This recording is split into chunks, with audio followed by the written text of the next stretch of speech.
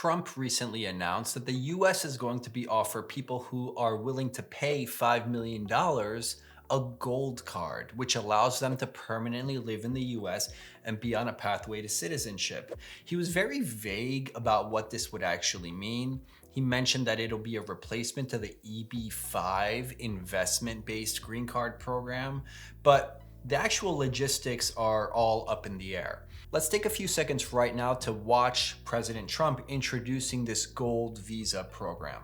And in the near future, I want to do what has not been done in 24 years. With that goal in mind, we have developed in great detail what we are calling the gold card, which goes on sale very, very soon.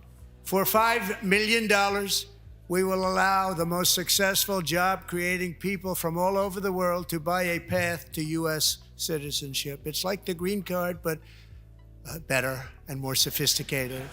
Trump mentioned this program about 2 weeks ago, and when he announced it, he said that in around 2 weeks, which is now, the program will be rolled out.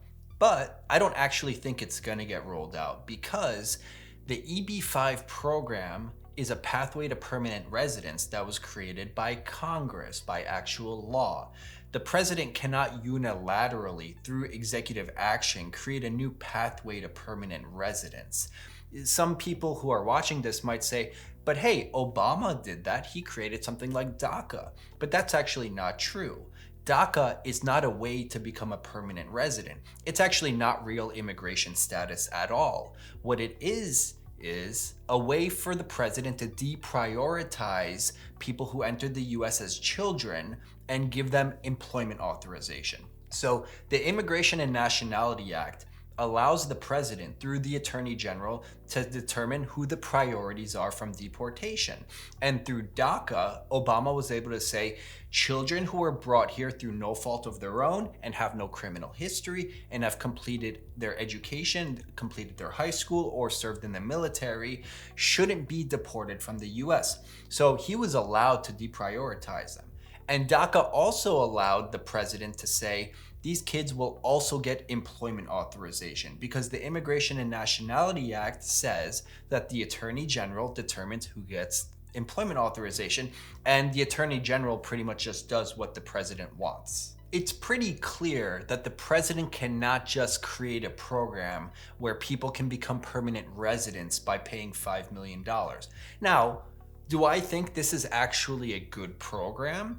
I think it would be an interesting idea, and I think it might actually benefit the United States more than the EB-5 green card through investment program would.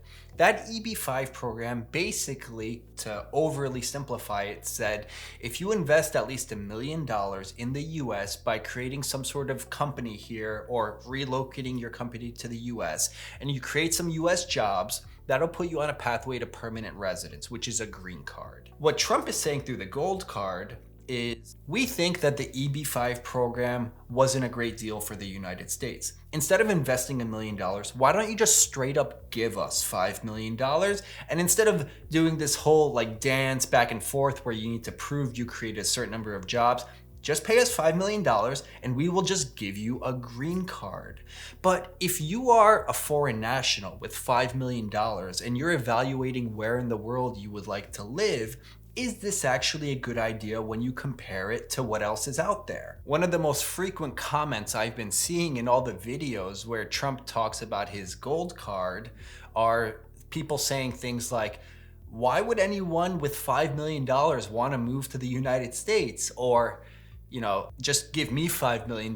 I will gladly switch places with you and leave the United States. These are funny, but there is also some truth to some of these comments. So let's give an example of another country that offers a similar program, because throughout the world, there are many countries which allow you to permanently live there through investment or by buying citizenship in those countries. And one of the most popular ones is Malta's residency program.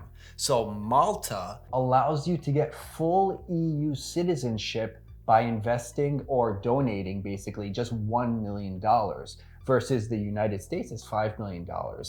And there are big differences between the two programs. So in the US, if you get the gold card, first of all, you would have to pay 5 times as much as the Malta version, which gets you full EU citizenship.